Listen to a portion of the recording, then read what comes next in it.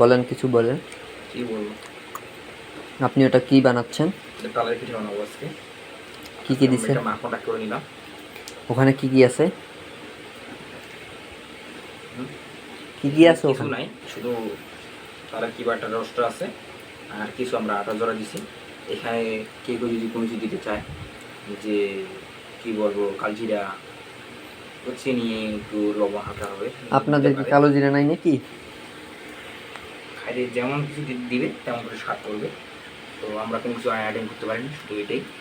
তো কেমন হয়েছে দেখেন জিনিসটাকে।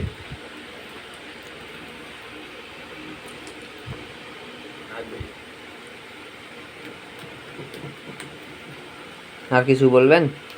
না, এটা কেমন হবে? স্বাদ কেমন হবে এটা? আশা করা যায় ভালো হবে। আপনারা